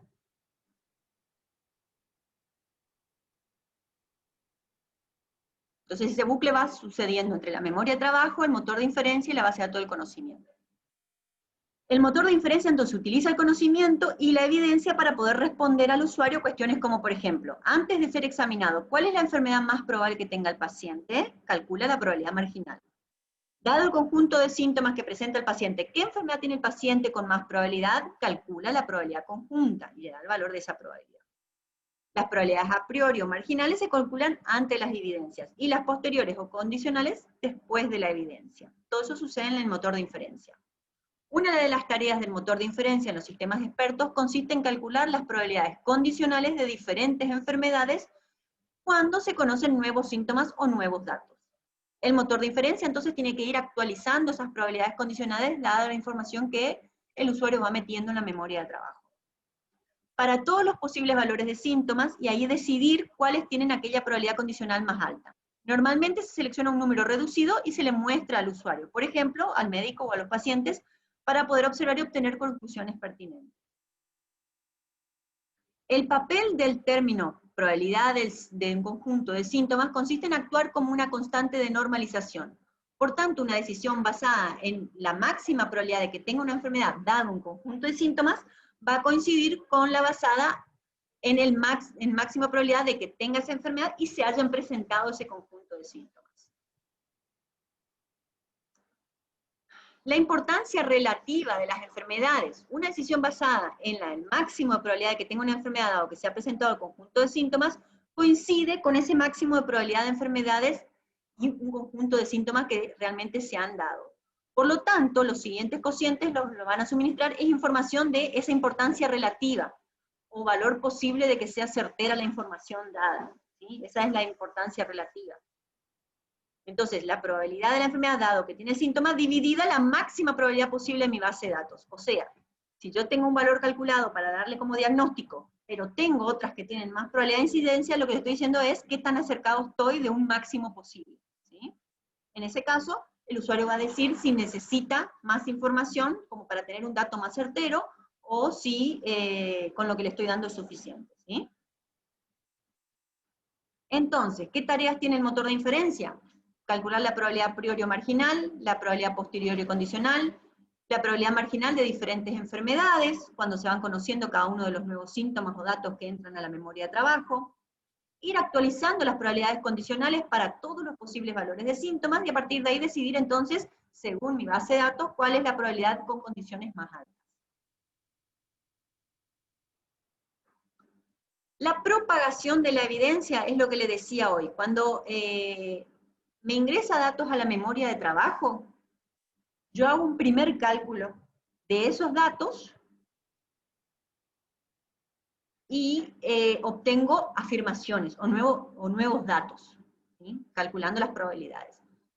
Si esos nuevos datos que yo obtengo me permiten de alguna manera recalcular, porque es como que el usuario me ingresó nueva información, pero esa información no me la dio el usuario, sino que me dio los cálculos que yo hice, genero un bucle en donde yo de alguna manera lo que hago es ir haciendo nuevos cálculos a ver si la información que voy obteniendo es más certera. Ese bucle puede suceder varias veces hasta que ya no tengo más información nueva y se detiene el cálculo.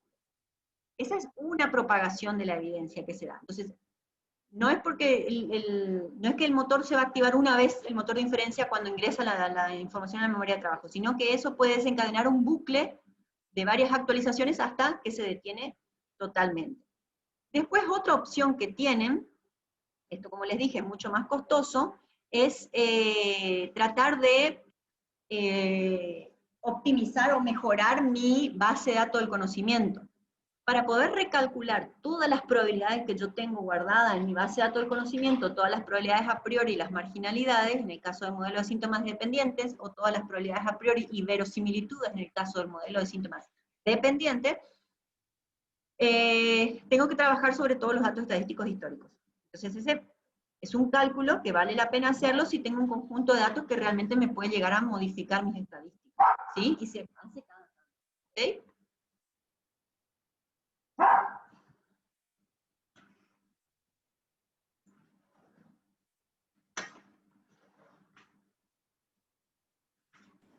¿Puedo hacer una consulta?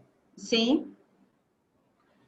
Esto es lo que o algo, o sea, así conceptualmente es como trabajan las redes neuronales. No. O, Las o- redes mm, neuronales vamos a ver, sí, yo voy a adelantar un poco los pasos porque, ¿sí? Si les doy sistemas expertos basados en reglas, es como que, porque acá está la comparativa en los expertos basados en reglas y los probabilísticos. Las redes neuronales lo que guardan en su claro, base de datos claro, son los pesos de las neuronas. ¿Cómo sí, se sí, sí. calculan los pesos de la neurona? Va a variar dependiendo del modelo de red neuronal con el que vos trabajes, ¿sí? Y este guarda Eh, las probabilidades. Ujú. Acá guardo las Bien, probabilidades estadísticas de mi conjunto de datos. No claro. se guardan los Bien. datos, se guardan las probabilidades. Lo que les digo es Pero, que esas probabilidades se pueden actualizar si yo actualizo mi claro, base de datos estadística, solamente que ese es un proceso que puede ser muy lento. No lo hago cada vez claro, que voy a hacer un diagnóstico, ¿se entiende? claro, claro, claro, claro. Bien. ¿Sí? Las Ok. redes neuronales, después cuando veamos más adelante, también tienen una posibilidad de actualizar sus pesos, eh, dado un nuevo conjunto de datos, pero es como recalcular o reconfigurar mi red, ¿se entiende? O sea, no es un proceso que se hace por cada, o sea, el proceso de una red neuronal, dependiendo del modelo, pasa generalmente por etapas de entrenamiento y de utilización de la red. Entonces, en esa etapa de entrenamiento es donde se calculan los pesos y se guardan. Una vez que vos tenés una red entrenada, estabilizada, con valores que a vos te sirven, vos la usás y la explotás. Si vos Ah, tenés bien. datos nuevos y querés volver a calcular los pesos, vos tenés que pasar nuevamente por ese O sea, preproceso de sí, entrenamiento, digamos, ¿se entiende? o sea, para que yo entienda, si yo entreno algo con 10.000 datos y yo Ujú. tengo 1.000 datos más que lo quiero entrenar, no es que yo a ese nuevo cálculo le entreno con los 1.000, sino que yo le tengo que entrenar de nuevo con 11.000 datos, una cosa así. En el modelo de red neuronal, si vos tenés tus pesos estabilizados con los 10.000 primeros datos, ¿sí? Porque tu Ajá, modelo de red neuronal para el entrenamiento siempre parte de ajá. una base de datos de pesos aleatoria, ¿sí? Cuando vos estás en la fase 0 de entrenamiento y tenés tus 10.000 datos, Ujú. tus pesos de tu red neuronal no pueden valer 0 porque eso significa que no hay conexión, ¿sí? Que no hay conexión entre las neuronas. Entonces lo que se hace es aleatoriamente darle un peso a todo ese conjunto de datos para poder empezar el entrenamiento, ¿sí? Te estoy dando un ejemplo porque lo que te estoy hablando son de redes neuronales que necesitan un conjunto comparativo de datos para ser entrenadas. Hay otras redes neuronales que se autoorganizan, que son las redes SOM o Hopfield, que los vamos a ver más adelante, que acá vos no necesitas ningún tipo de dato comparativo como para, ellas se autoorganizan solas. Pero, por Ah, bien. ejemplo, en el caso de las redes VPN, las Web Propagation Network, por ejemplo, Ujú. acá sí, vos tenés un conjunto inicial de pesos aleatorios. Y a partir de ahí empezás a entrenar con tus 10.000 registros. Lo que vos vas generando es una comparativa entre el valor esperado y el valor obtenido. Y calculás un error general global. ¿Sí? Cuando vos llegas a un valor de error general global aceptable para tu entrenamiento. Y ahí vos tenés Ah, ahí como está. estabilizados los pesos. Cuando Claro, ahí vos está la querés diferencia agregar con 1.000 claro. más, lo que podés hacer es partir de esos iniciales y no de una base de datos aleatoria, ¿entendés? Entonces decís, bueno, Sí, sí, sí, sí, los sí, sí, 10.000 sí. están entrenados con estos pesos. Pruebo a partir de estos pesos iniciales meterle estos 1.000 y ver qué error me genera. Esa es una Ah, opción, ¿se entiende? claro, claro, claro. Por eso digo, pero todo va a depender del modelo de red neuronal, del conjunto de datos que vos tengas, ¿sí? Sí, sí, igual era para entender la diferencia con los sistemas expertos. Y los sistemas expertos es que yo ya conozco estos valores, estas probabilidades, ya a ver, las conozco con los datos que tengo, ¿no es cierto? Pero Claro, ahí entiendo la si el diferencia. sistema experto, ¿sí? Va a tener inteligencia metida dentro del sistema experto. Esa inteligencia va a estar en cómo está armada tu base de datos de conocimiento y cómo está armado tu motor de inferencia. Claro, claro. Dependiendo de la técnica de inteligencia artificial que vos uses, tu sistema experto internamente puede utilizar búsquedas, puede utilizar probabilidades bayesianas, puede utilizar reglas, puede utilizar redes Árbol, ¿no? neuronales. Incluso hay algunos que Ah, utilizan una mezcla, digamos, de técnicas. ¿Se entiende? Ah, bien. Bien, sí, sí, Entonces, sí. la parte inteligente que vos le metas a tu sistema experto va a depender de la técnica que utilices, y esa técnica va a determinar cómo vas a guardar tus bases de datos de conocimiento y cómo va a trabajar tu motor de inferencia. Bien, bien, bien, bien. ¿Mm? Bien, buenísimo. Gracias. Lo importante para que califique como sistema experto, digamos, como para que ustedes digan, estoy aplicando realmente inteligencia artificial, generalmente se dice que es cuando de alguna manera a vos te permite que el sistema experto, primero que sea independiente del usuario, o sea, una vez que vos lo usás o lo utilizás, sea independiente del usuario. Y segundo, y principal, bueno, que maneje un gran volumen de datos, que sea autoorganizado, bueno, pero por sobre todas las cosas, todas estas técnicas lo que hacen es encontrar otra forma de representar el conocimiento y formas mucho más veloces de manejar el conocimiento que si vos tendrías que estar en un lenguaje estructurado común comparando uno a uno digamos, todas las tuplas hasta encontrar una tupla que se parezca a la que vos estás buscando, ¿se entiende? Es una forma mucho más optimizada de manejar grandes volúmenes de datos y organizar la información de manera inteligente. Eso es lo que hace cada uno de los sistemas expertos. Pero una de las características más importantes que tiene, como para que vos digas, esto realmente aplica inteligencia artificial, es permitirle, de alguna manera, que se vaya incrementando tu base de datos del conocimiento, que tu base de datos de conocimiento en alguna forma pueda actualizarse, o de que pueda aprender tu sistema experto. Si vos no le estás permitiendo eso, habría que ver qué ventaja tiene con respecto a un lenguaje estructurado común, ¿sí? Claro. La ventaja Y inicial cuando, sería esa, que maneja un gran volumen de datos y que te maneja la cuando te referías información de manera... ¿eh? cuando te referías a que tiene que estar separado o desconectado del usuario, del sistema experto, ¿a qué te referís con eso? A que una vez que vos ya le enseñaste, ¿sí? Él ya tiene comportamiento independiente, ¿sí? O No sea, que él puede necesita... tomar, o sea, que él tome decisiones. Puede tomar decisiones, puede dar respuestas, ¿sí? Acuérdense los 4 cuadrantes de la inteligencia artificial, ¿sí? Sí, Que sí, sí, sí, actúe sí. de manera razonable o que piense de manera razonable, que actúe como humano, que piense como humano. Puede realizar una acción o puede darte una respuesta. Eso puede ser razonable o puede ser parecido a lo de un ser humano. ¿Sí? Tiene que cumplimentar alguna definición Bien. que cuadre en alguno de esos cuadrantes según tu Ah, definición de inteligencia artificial, ¿sí? perfecto, perfecto, perfecto. Ahí me quedó más claro. Perfecto. Bueno, básicamente, ¿a qué apunta esto de los elementos? Es a la comparativa entre lo que es un subsistema experto basado en probabilidad y uno en reglas, así que yo acá me detengo. La clase que viene yo les voy a mostrar un ejemplo de sistema experto basado en reglas y vamos a retomar esta comparativa, pero no me voy a adentrar en toda la lógica booleana que hay, porque eso nos va a llevar 1 o 2 clases enteras de cómo trabaja un sistema experto basado en reglas, así que simplemente vamos a desarrollar un ejemplo de un sistema experto basado en reglas, como para que ustedes vean cómo trabaja, y vamos a ver este cuadrito y esta comparativa, ¿sí? Si a ustedes les interesa toda la parte de la lógica implícita detrás de un sistema experto basado en reglas, yo les subo el material y les dejo ahí, y pregunten, ¿sí? Lean, miren, pregunten, si quieren preguntarme, pregunten, no hay problema, ¿sí? Pero tiene Pero algunas partes... súbalo si tiene, Yo si lo tiene subo, lo material, habilito ahora súbalo. para la semana que viene, Ah, ustedes bien. ya lo van mirando, y la semana que viene directamente nos vamos a ver un ejemplo de un sistema experto basado en reglas, y ahí vemos la comparativa entre estos dos subsistemas, ¿sí?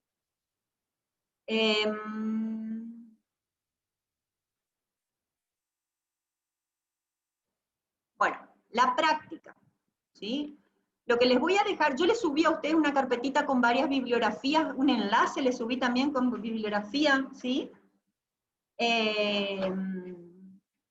Yo lo que voy a ver es que yo tengo un PDF, creo, y si no le voy a preguntar a Martín si tiene, y si no voy a ver cómo hago, porque en la Biblioteca Apóstoles yo había dejado 2 o 3 fotocopias en donde estaba un compilado de todas las bibliografías principal para la cátedra, ¿sí?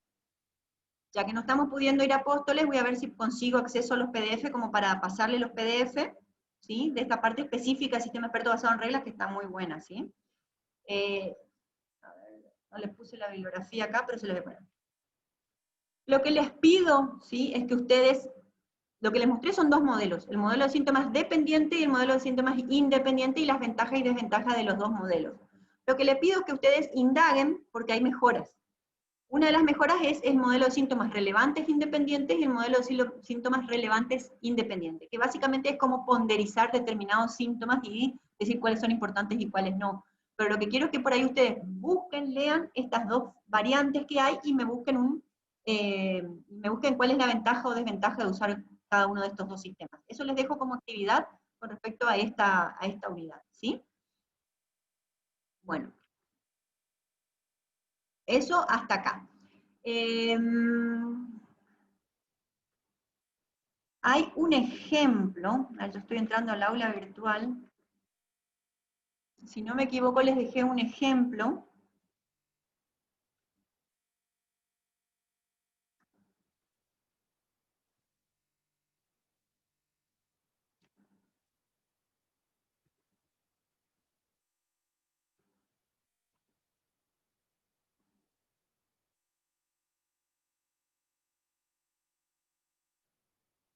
Les subí los dos.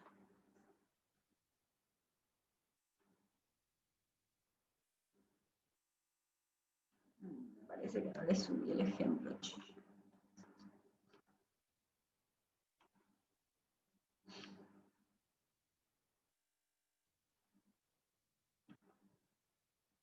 Ujú. Ahí está en...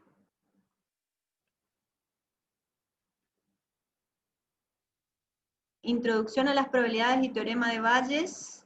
Hay una carpetita. Ejemplos, sistemas basados en probabilidades, y hay un Excel.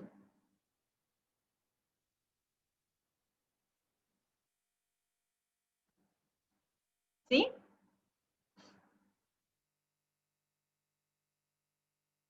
¿Lo ven? Sí, se ve. Bueno, acá está el ejemplo planteado con respecto a todo lo que estuvimos hablando hoy, que está vimos el ejemplo en la filmina del Centro Médico Asistencial de las Enfermedades y de los Síntomas, ¿sí? Acá tienen otro planteo, en donde en vez de hablar de enfermedades y síntomas, hablamos de características, ¿sí? Y anomalías, ¿sí? En las probetas de hormigón cuando se hacen las pruebas, ¿sí?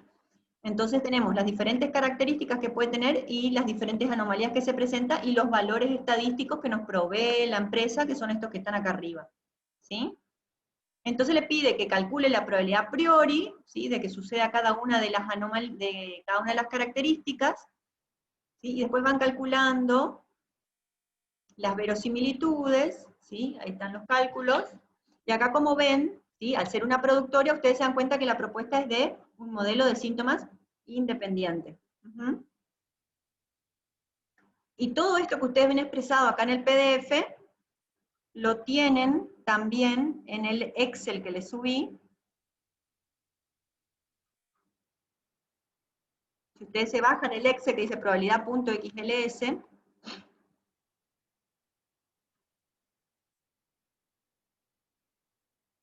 es un ejemplo totalmente desarrollado.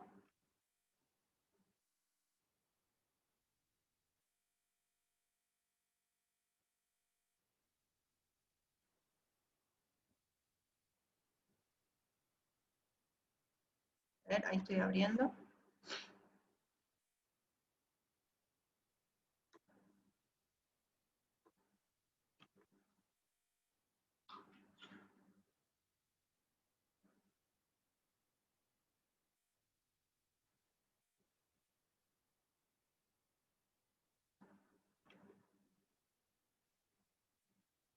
Les pregunto, si tomamos todo lo que vimos en la materia hasta hoy, que es probabilidades, ¿sí? Fecha de parcial, ¿puede ser la semana que viene? ¿Cómo están de actividades?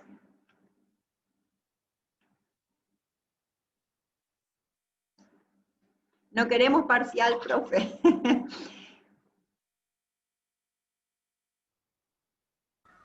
Hola, profe. Hola. Lo que yo puedo hacer... Sí, decime. Puede ser la siguiente semana, dada que yo estoy todavía con el TP de probabilidad, que por ahí fue el que más me costó, porque como no estuve en la clase, Entonces tuve que por ahí leer un poco más y todavía hay que terminar ese. Entonces, por ahí para tener un poquito más de días para reforzar esa parte que es la que por ahí me está Dale. costando un poco más. ¿Les parece a todos bien? ¿Hacemos el 17 entonces? Por mí no hay problema. Bueno.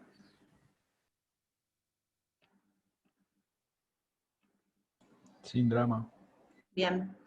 Acá lo que ustedes ven es el Excel que está cargado con los mismos ejemplos del PDF, ¿sí? Ahí ustedes tienen todas las características, ¿sí? Y los valores otorgados por la empresa, y acá tenemos todas las anomalías que presentan, ¿sí? Todo esto que nosotros vemos acá, que es la suma de las características dividido el total o cantidad total que presentan esa característica, son todas las probabilidades a priori, ¿sí? Ven que acá dice probabilidades a priori, acá también, estas son las probabilidades a priori de las anomalías, y estas son las probabilidades a priori de las características.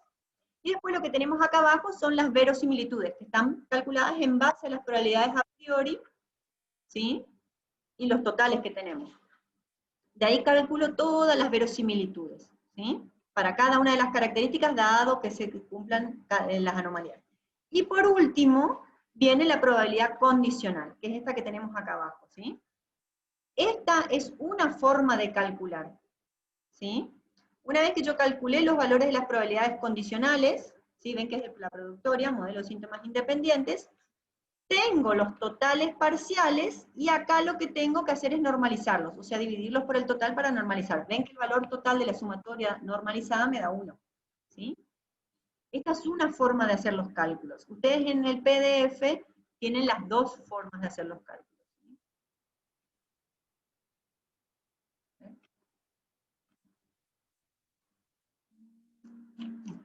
Lo que podemos hacer en todo caso es, vean un poquitito el Excel vean el PDF, ¿sí?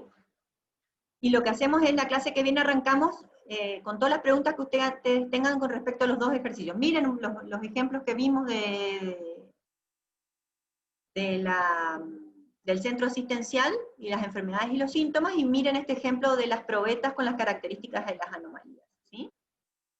Y una vez que Profe. ustedes revisen, traten de resolver, busquen la variante del modelo de síntomas independientes, y lo que podemos hacer es arrancar un poquitito con las dudas que tengan con respecto a este ejemplo. Si ustedes quieren lo podemos hacer en conjunto, digamos, acá entre todos, pero la idea es que ustedes, si lo tienen revisado y masticado, vamos a las preguntas puntuales, ¿sí?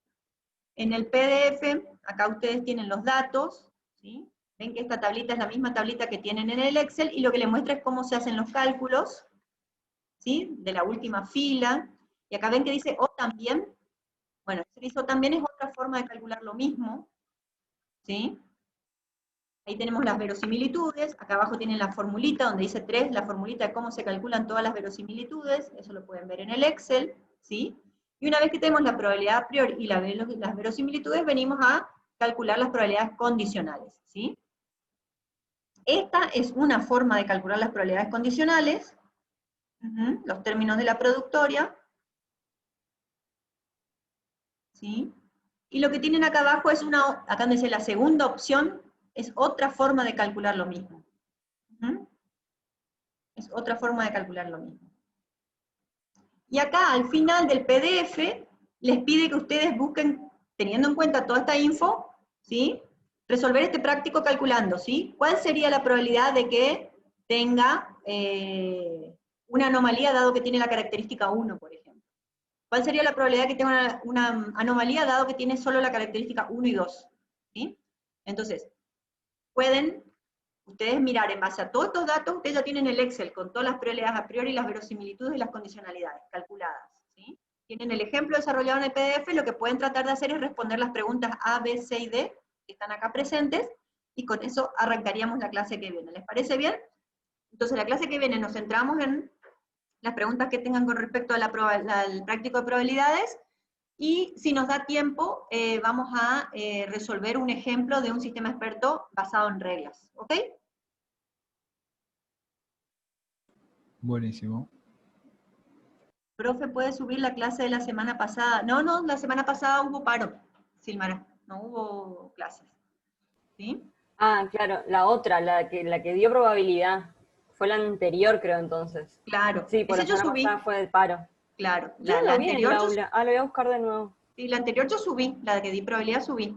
Ahora fue el paro y fue esta. Si ustedes quieren, yo lo que puedo hacer es grabar una clase de sistema experto basado en reglas y dejarle subida, ¿sí? Como material dentro de todo el material. Ujú. Entonces, después la clase Profe, que le viene vemos un consulto. ejemplo. Ujú, sí, ¿Hasta sistema basado en probabilidad entonces entra el parcial?